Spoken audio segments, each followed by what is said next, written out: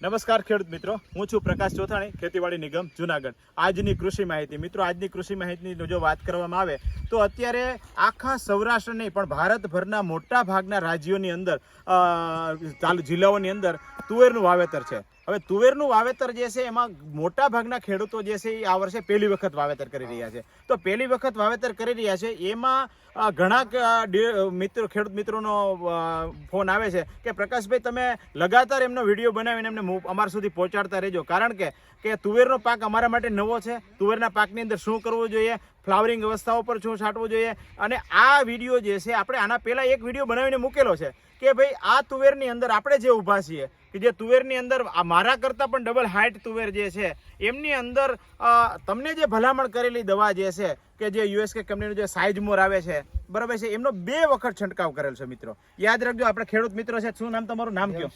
દેવસિંહભાઈ. કેવા ભાઈ? દેવસિંહભાઈ નાથાભાઈ. ગામ કયું?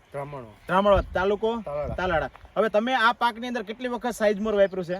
સાઇઝમોર 2 વખત છાંટી. સાઇઝમોર વાપરવાથી તમને શું ફાયદો લાગ્યો? ફ્લાવરિંગ ને બધું સારું છે. સારું છે. અત્યારે તમારા ગામની અંદર તુવેર જે છે એ આવી તુવેર કોઈ બીજા કોઈની છે? નહીં. તમારા આજુબાજુની અંદર ભાઈ છે કોઈની તુવેર એવી? એમનું કારણ તમને એવું લાગે કે મેં સાઇઝમોર વાપરવાથી મારા તુવેરની અંદર ફાયદો થયો? હા, સાઇઝમોર 100%. મિત્રો આપણે અત્યારે ફક્ત ને ફક્ત સાઇઝમોરનું શું રિઝલ્ટ મળે અને સાઇઝમોરથી શું ફાયદો થાય એમના માટે આ વાડી અત્યારે ફાર્મ સુધી અમે આવ્યા છીએ, અને આનું રિઝલ્ટ અમને જોતા એવું લાગે છે કે ખૂબ જ સારી છે. અને જે ખેડૂત મિત્રોએ વાપરેલું છે એમને એક વખત વાપર્યું પછી એમને એમ લાગ્યું કે ના મારે ફરીથી વાપરવું છે, ત્યારે એને બીજી વખત પણ વાપરેલું છે.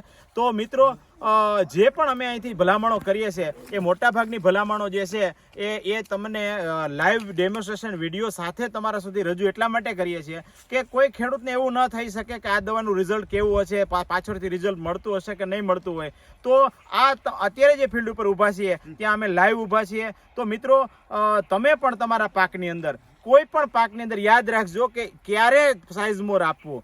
જે પાકની અંદર ફૂલ અવસ્થા હોય, ફૂલ હોય તો જ તમારે સાઇઝમોર આપવાનું છે. ફૂલ ન હોય તો ક્યારેય સાઇઝમોર આપવું નહીં, કારણ કે ફૂલમાંથી ફળમાં પરિવર્તિત કરવા માટેની કોઈ પણ દવા જો અત્યારે માર્કેટની અંદર હોય તો એ છે સાઇઝમોર. એટલે સાઇઝમોર ક્યારે વાપરવું એ અગત્યનું છે, કારણ કે અમે તમને ભલામણ કરીએ ઘણી વખત પાક ઉપર કોઈ પણ પાક અવસ્થાએ આવી ગયો, શીંગું બની ગયું હોય ત્યારે આ સાઇઝમોર આપવાની કોઈ જરૂરિયાત નથી. સાઇઝમોર જ્યારે પણ ફૂલ હોય ત્યારે જ તમારે સાઇઝમોર આપવું જોઈએ. એટલે અત્યારે જે લાઈવ ડેમોન્સ્ટ્રેશન પ્લોટ ઉપર અમે એટલા માટે આવ્યા છીએ કે તમે આનો જે છે એ પ્રત્યક્ષ નિદર્શ તમે જોઈ શકો છો કે કેવું રિઝલ્ટ મળ્યું છે. મિત્રો નવા વિડીયો સાથે ફરી મળીશું, ત્યાં સુધી રજા આપશો. નમસ્કાર.